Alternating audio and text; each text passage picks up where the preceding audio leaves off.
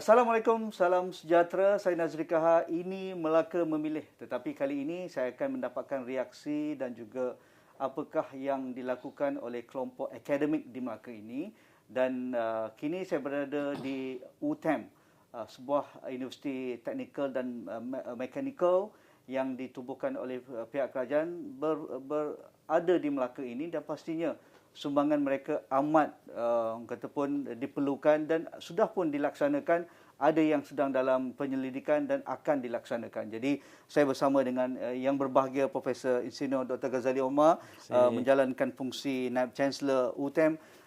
Prof, terima kasih kerana mengundang kami Esrawani bersama Prof. Saya amat bertuah dapat menjejakkan kaki ke kampus Indok di Akro ini.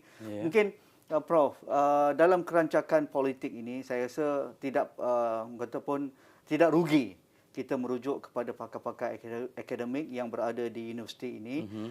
Mungkin Prof boleh nyatakan fungsi utama Universiti UTM ini kepada negara dan juga khususnya pada negeri Melaka. Okey, pada dasarnya UTM ini ditubuhkan dengan melihat keperluan negara.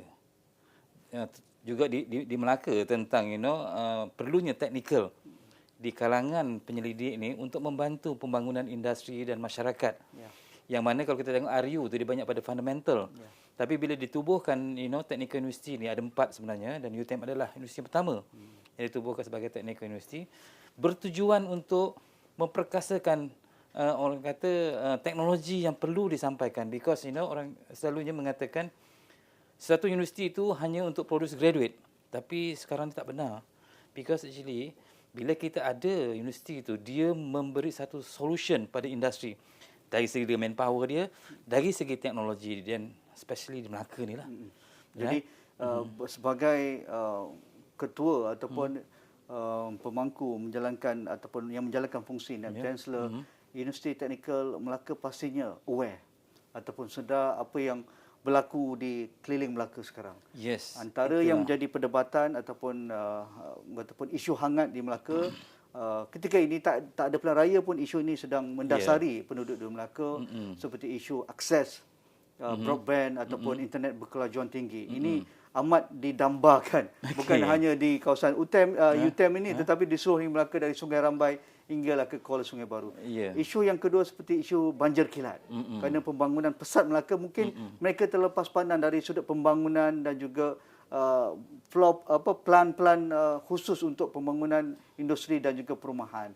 Dan yang ketiganya isu berkaitan dengan kesesakan jalan raya yang amat menghantui. Kalau daripada Alur Gajah ke Bandar Melaka tu makan jam jugalah. Betul. Jadi secara umumnya, adakah UTM aware dan juga cuba membantu pihak kerajaan dalam hal ini? Okey, pada dasarnya apa tadi yang kita kata technological issue yang apa tu Encik Nazri cakap tu memang betul berlaku, dan dia terus berlaku. Tapi itulah menjadi satu orang kata pendekatan yang kita kena lakukan oleh UTM. Right? Dah dilakukan tapi tidak secara berterusan. Dia actually macam kita kata scattered sana sikit, sini sikit, situ sikit. Dia tak begitu sistematik. Okey. Because pada dasarnya kalau kita tengok pendekatan di universiti ni, kita dikehendaki actually melihat dari segi research yang berbentuk fundamental. Dan achievement tu dalam bentuk academic achievement. So bila benda-benda ni berlaku, walaupun kita aware, tapi dari segi opportunity, peluang yang kita dapat ataupun kita diajak oleh kerajaan negeri Melaka contohnya, tidak dapat dilakukan secara meluas, because dari segi sistemnya actually benda ni perlu dibuat secara very systematic, very strategic untuk kita dapat very effective orang kata solution. Okey. Sebab tu dalam kita punya orang kata dikatakan ini strategic goal yang kita buat ni, kita actually cuba mentengahkan dari segi a very good strategic yang mana dibuat sistematik, yang mana pada dasarnya kita lihat kita kena berpasukan, work secara kolaboratif, bukan work dari segi orang kata individualistik ni, dia kolaboratif dengan kerajaan negeri Melaka. In fact, ini yang kita lakukan. Kita melakukan dengan unit perancangan ekonomi Melaka. Kita menunjukkan apa teknologi yang kita dah bangunkan, Dan dekat mana termasuklah tadi banjir, termasuklah tadi IoT system, termasuklah because itu kita punya bidang. Manufacturing base and also the computing technology. Bidang tu ada. And memang pada dasarnya itu kita sepatut buat. Tapi itulah bukan kata tak dibuat tapi start secara holistik dan juga systematic. Ini kita akan lakukan dalam masa dekat. In fact hari Isnin depan pihak daripada UPenn memanggil semua syarikat daripada anak negeri itu untuk datang berbincang dan melihat kat mana actually, dan kita akan prioritize all the technological issue yang ada, and then kita cuba tengok dekat mana kita boleh dapat bagi solution. Termasuk ICT tadi tu. Menariknya Melaka, Prof. Dia sebuah negeri yang dianggap maju, tetapi dia juga kombinasi negeri yang bersejarah, negeri warisan. Sebab tu tapak warisan dunia ada di Melaka. Kan? Kalau kita tak komit tu, pengiktirafan itu boleh ditarik balik oleh UNESCO. Jadi bagaimana kita blend? Ini kita bercerita tentang COP26 sekarang ni kan di Glasgow, semua tentang cerita perubahan cuaca, kelestarian dan juga agenda masyarakat kata pun berdaya tahan. Jadi bagaimana UTM melihat isu ini? Kerana inilah peluang Melaka. Negeri lain tak ada. Itu betul tu. Kita sebenarnya ada tubuhkan satu kita panggil jadi Jabatan Edutourism. Tapi edutourism ni di dalam keadaan yang fizikal dulu, tapi keadaan kita punya pandemik, COVID-19 ni banyak benda tak boleh lakukan. Tapi sebagai universiti yang berinovatif, kita memikirkan mana cara yang kita boleh buat. Dalam zaman digitalization ni, kita ada satu department sebenarnya, gamification dia panggil. Yang mana boleh buat game. You bayangkan kalau dalam edutourism tu, I boleh develop game yang mana menceritakan tentang Hang Tuah, Hang Jebat, Istana Melaka, Sultan. The character I develop within, the character of Melaka tu sendiri. Dan dari segi orang kata, kalau kita tengok satu game macam Treasure Hunt, every single place yang nak pergi tu, secara digital kita akan dapatkan. Mapping kan benda tu. Dalam bentuk game. Dalam bentuk game. And then sebenarnya, kita dah develop tu sekarang ni. And then I really very serious about it. I collect the staff ataupun the expert develop, I kata by end of this year, kita ada. So benda tu nanti dia akan menceritakan tentang sejarah negeri Melaka dari segi tourism. So dia bukan hanya fokus di Melaka ataupun di Malaysia. Game tu actually going to be worldwide. Of course lah. Right? So bila benda tu berlaku, orang yang tak pernah tahu atau tak minat datang Melaka bila tengok game tu, create the interest. So kita create the opportunity untuk orang datang. So I rasa impact tu besar. Right? So actually I very excited about that, and kita have the right team to do that. I kata I willing to invest as long as I get a return on my investment. Always, Tim dah ada, Prof? Tim dah ada, semua capability apa semua. I kata, dalam I punya mindset ni sebagai seorang industri, always return on investment. I need to invest when I know that's going to be return. Marketable, branding bagus, insyaAllah. Correct. Doakan kami. I mean, this something yang one of the technological things yang kita tengah develop, and then akan pergi. Kita sudah pun ramai artis kita dalam bidang animasi. Produk kita sudah berada di tahap dunia kan. Upin dan Ipin, Bobo Boy dan sebagainya. Betul. Itu yang sebenarnya kita proud of them. Tapi kita cari satu pendekatan yang lain, spesifik to what actually the needs yang ada di Melaka ni. Prof, antara isu yang kata pun menjadi perdebatan sekarang di Melaka, isu gangguan air di Melaka, isu banjir kilat. Jadi pastinya UTM melihat ini dengan dekat. Kerana tanpa penyelesaian jangka masa sederhana dan jangka masa panjang, isu ini akan menjadi menghantui. Kerana Melaka mesti memberi satu solusi tuntas, once for all, supaya rakyat, pelabur, pihak industri dan juga kesejahteraan rakyat itu tidak sentiasa ataupun terkesan. Jadi di mana UTM dalam hal ini? UTM ni kita very good dalam elektronik juga, yang mana kita baru-baru ni develop satu teknologi. Really, the technology is very good. You bayangkan actually teknologi kita develop kita panggil sensors. Sensors yang boleh mengesan banjir. Right? And then kita put everywhere actually yang kita nampak ada orang kata red zone yang memang kita identify berlakunya banjir. So sensors ni bila kita buat, dia actually boleh beritahu dalam mobile application aja. Wherever you go. Even you ada dekat overseas ke, right, dia beritahu you dekat mana ada. Itu satu kita kata prevention. Maknanya kalau dulu orang cerita pasal tsunami dia apa, yang ini kita ada sensor amaran awal. Kita beritahu. So makna whatever things proactively kita dah boleh bersedia kan. Ini kita lakukan. Itu dari segi prevention lah. Of course dari segi design yang macam mana kita tengok dari segi saliran apa semua, dekat mana bottleneck dia, kat mana isu apa semua tu, kita boleh work together dengan mana-mana geologis apa semua untuk lihat dah. Tapi dari segi prevention tu memang kita dah ada dah. In fact kita dah pasang dekat 2-3 tempat, tapi tadi saya cakap lah, dia tidak begitu sistematik dan tak nampak dia punya orang kata kebesaran tu yang kita boleh Dan pihak kerajaan negeri bersetuju bekerjasama? Itulah nanti hari Senin ni sebenarnya itu yang that's actually kita punya dia punya stepping stone ataupun where actually the point that where actually kita going to make sure benda ni kita lakukan sistematik supaya dia jadi. I cakap dengan unit perancangan ekonomi, now you can declare UTM actually ataupun you ada R&D center. Orang tanya terus, mana center? Automatik. Tak perlu wujudkan lagi dah. Tak payah. Kita ada. Why you have to duplicate? Ini pihak kerajaan punya juga. Yes, that's what actually.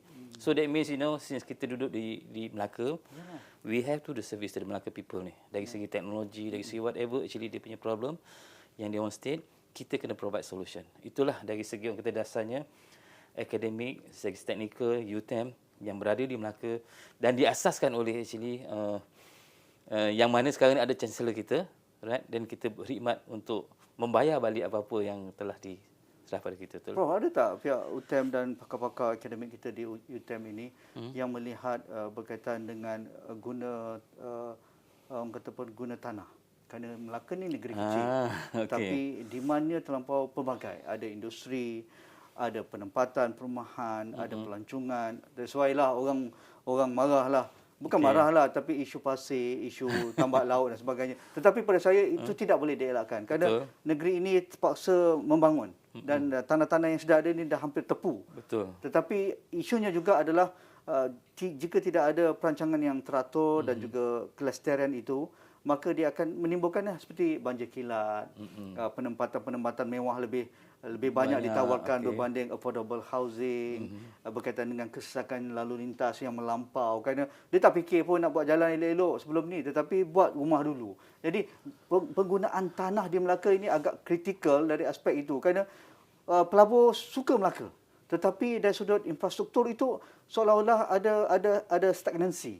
Zaman 2 dekad dahulu digunakan sampai sekarang, sedangkan guna tanah di keliling itu sudah maksimum. Pandangan Prof macam mana? Dan di mana kepakaran UTM yang boleh dikongsikan kepada pihak pembuat polisi dan sebagainya? Itulah, kita sebenarnya baru-baru ni kita dipanggil oleh Mike di Jabatan Perdana Menteri untuk buat blueprint Smart City Melaka. Right? And then dekat situ I kata, you're not going to do for the sake of doing it. You really make sure that whatever the the content that you're going to put in going to help Melaka dalam segi apa yang kita kata tadi ni lah. In fact itu memang kita dari segi polisi. Tapi dari segi teknologi pun sebenarnya kita dah banyak buat. Cuma itulah, baru-baru ni je kita pertengahkan, because dulu ni kita kebanyakan yang kita buat research tanpa melihat where actually the teknologi tu lah. Di mana nak digunakan. In fact macam smart farming kita buat. Belakang ni je Prof. Yayasan Melaka Tanah saya tengok cili fertigasi. Amazing. Mengapa ini tak dijadikan sebagai satu tujahan untuk agropreneur anak-anak muda di Melaka? And then kita bukan kata kita tak ada capability, kita belajar this one daripada Belgium. Kalau you belajar tentang teknologi farming di Belgium, tanah kawasannya kecil, tapi productivity very high. Paling yield paling tinggi. And itu yang kita buat. And then kita baru ni kita approach Pharma, kita approach even Felda. Right, dia nak jumpa, tapi itulah I kata I have to make sure that it's a fully cooked. Sibuk problem. Jangan dia half cook kita bawa kan, nanti orang kata just cakap je tapi tak boleh dah. Zaman cakap tak boleh. Tak boleh. Itu yang kita approach. So, in fact kita cakap juga dengan a few apa dekat sini anak syarikat. Dan kita nak buat, tapi lah kita nak buat ni, kita tak boleh cakap besar buat tu, kita akan buat small scale. Daripada kecil dahulu. Lepas tu nanti kita akan go further. Itu yang actually dia punya. Dan Prof setuju cara melihat penggunaan guna tanah di Melaka ini outdated ataupun? Dia kalau tak ada, you buat farming macam tu je, dia tak jadi. Dulu kita ada buatlah projek kelompok bersama kan, but dia gunakan teknologi-teknologi yang biasa-biasa, tak nampak. Tapi kalau you have the systematic way how to do it, sistem tu betul-betul, dia punya teknologi tu mesti ada. Because actually kalau you buat farming nowadays without the good technology, dari segi kata fertigation ke apa semua tu, dia tak ke mana nanti.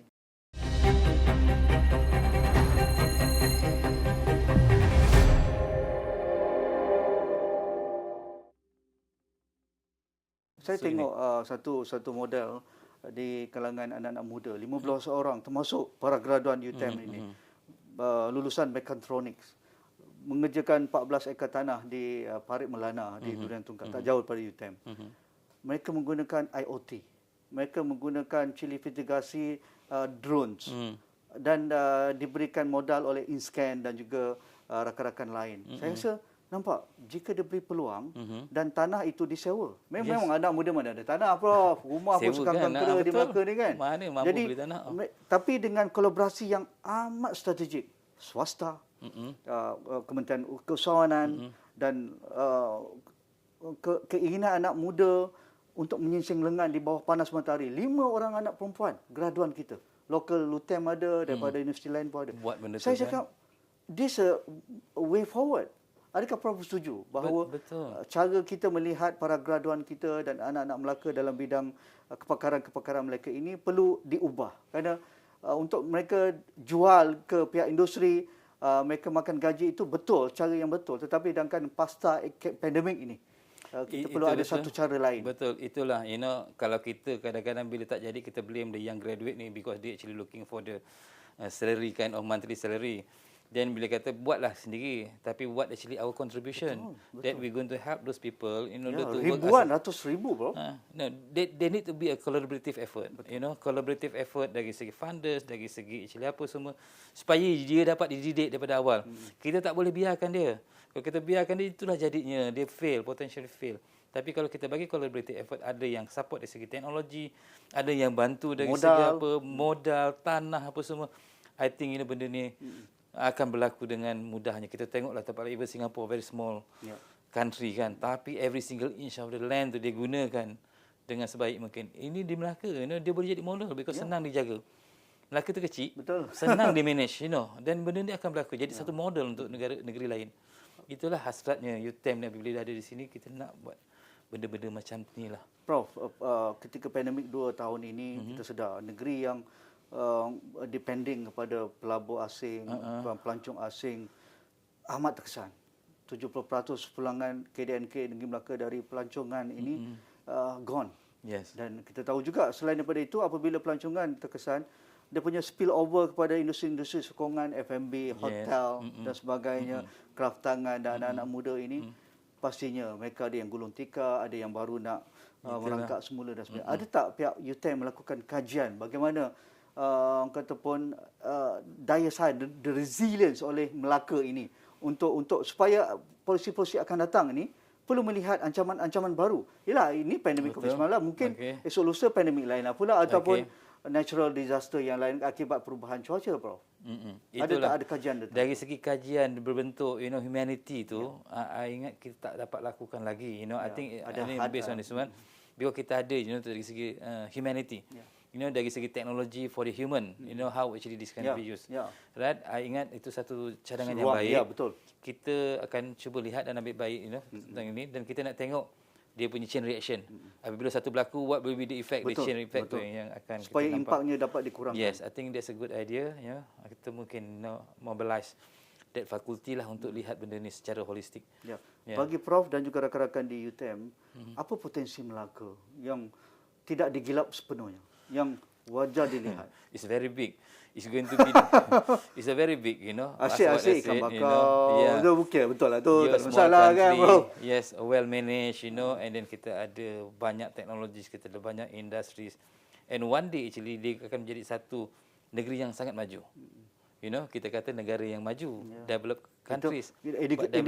Indikator OECD semua banyakkan dah sudah dicapai, tetapi ini tak boleh terhad ke atas itu saja, Prof. Betul. Kita jangan tengok daripada infrastruktur bangunan, tapi dari teknologi yang kita develop.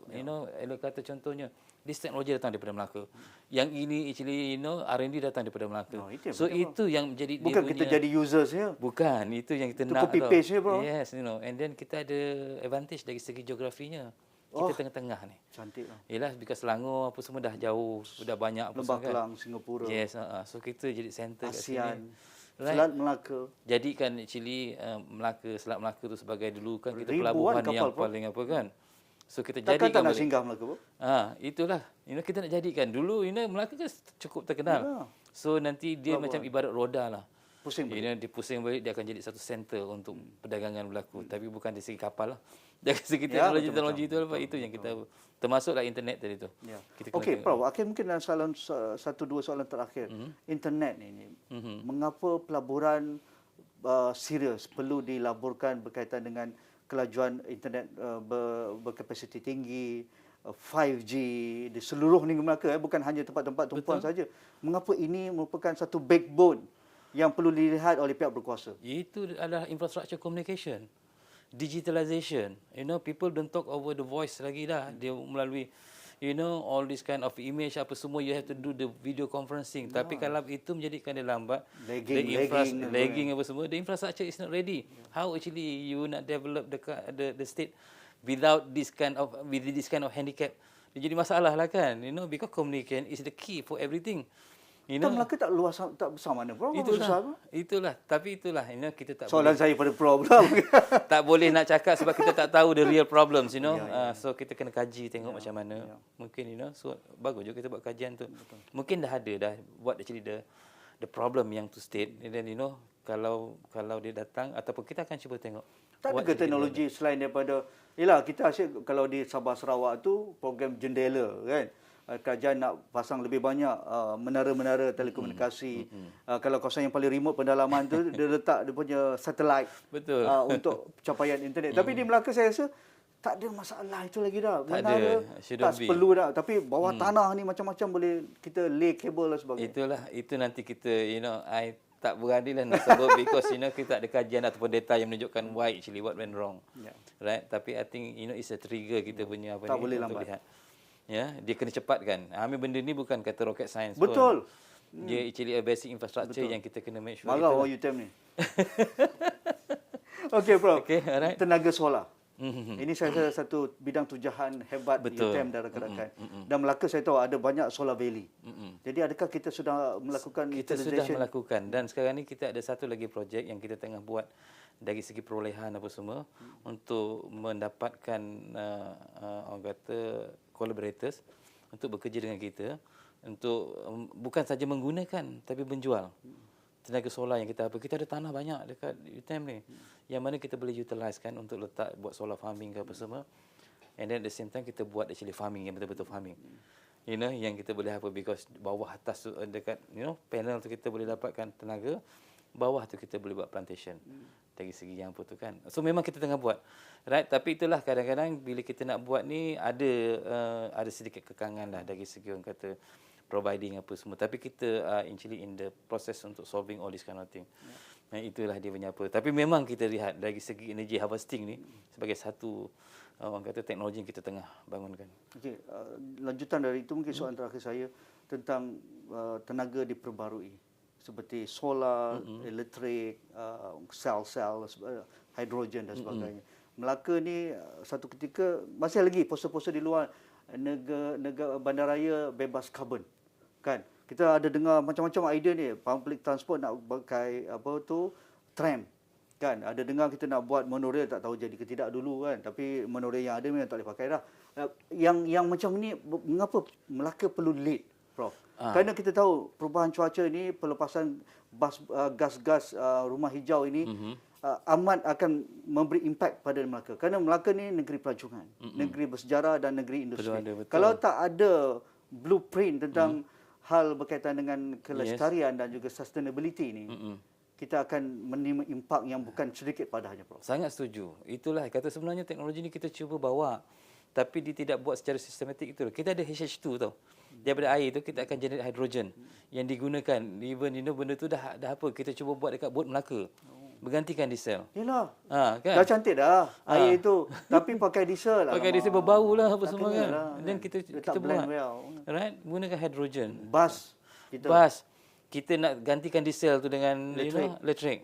Okey. And then kita sekarang ni ada 2 panorama bus Dah ada dah. yang ada masalah dari segi because kita beli daripada China ke Jepun tak silap. Kita boleh buat sendiri, Prof. Itu kita dah ada dah. Sekarang ni kita tengah buat. Kita ambil bas bawa balik UTM. Dan kita akan lihat tapi benda ni Kos jugalah. kita apa ni kan. Tapi mengapa tidak? Inilah orang kata pun future, Prof. Itulah kalau Cik Nazri datang nanti mungkin setahun lagi kita tengok banyak benda yang kita berbincang hari ni dah nampak dah dia punya solution tu insya-Allah. Itulah kita punya hasrat UTM ni. Menarik, setengah jam tak cukup, Prof. Saya ambil yang general dahulu. Okey. Mungkin lepas ni Prof berkongsi pakar-pakar kita di UTM yang boleh bercerita tentang apa yang kita cerita tadi. Boleh. Negara tenaga diperbarui, isu air, isu penggunaan guna tanah dan sebagainya. Bagaimana Melaka memerlukan kepakaran ini. Memang. Tidak boleh menunggu lagi. Terima kasih Prof. Okey, Insinyur Dr. sama-sama. Ghazali Omar menjalankan fungsi Naib Chancellor UTM. Okey. Dan itu sahaja masa saya bersama dengan Prof dan pastinya memberi manfaat kepada anda di luar sana sambil lihat perdebatan politik Perayaan Negeri Melaka ke-15 ini. Ini kami bawakan satu diskusi wacana berkaitan dengan akademik dan juga ruang dipulangkan semula kepada masyarakat dan juga industri di Melaka. Sekian Melaka Memilih, saya Nazri Kahar. InsyaAllah kita jumpa lagi.